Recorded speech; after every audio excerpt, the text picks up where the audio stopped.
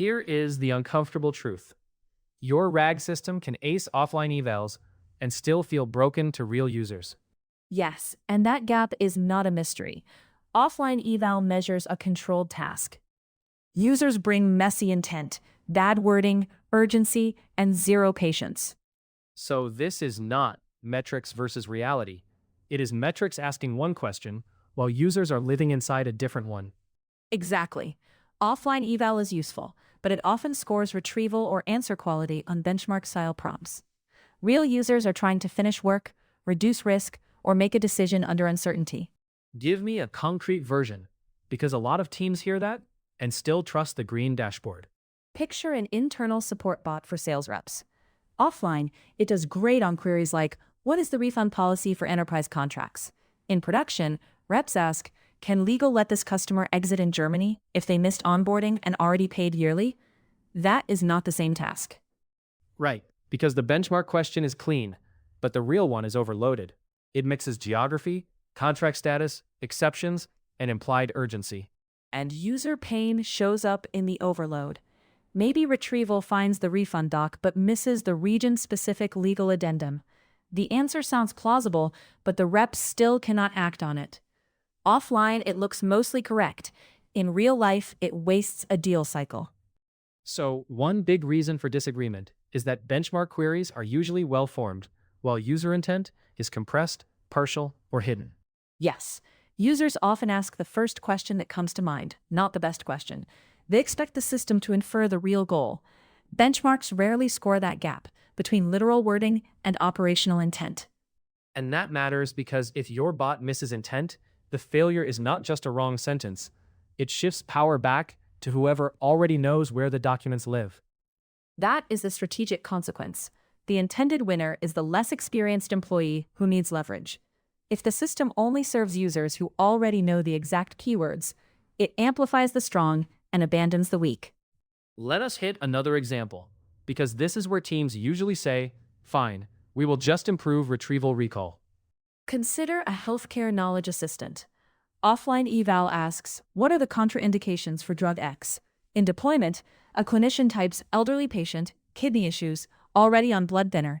Does our protocol allow this after surgery? The system must combine policy, drug guidance, and patient context. Retrieval recall alone is not enough. Because even if the right chunks are somewhere in the top 10, the user still loses if the answer does not resolve the actual decision. Correct. Offline metrics often reward document overlap, citation match, or judged relevance. Users judge whether they can safely act. Those are related, but not identical, and the cost of mismatch appears only when someone is trying to do the job. This gets us to the second reason deployment reveals different failures. The environment itself changes the system. It does. In deployment, you get long conversations, vague follow-ups, stale indexes, access control differences, weird formatting, and adversarial prompts from stressed humans. None of that shows up in a tidy offline set unless you deliberately model it. And the failures stack. A small retrieval miss becomes a bad answer, then a confident tone, then user distrust, then lower adoption. Yes, and distrust is nonlinear. A user can forgive one miss if the system signals uncertainty well.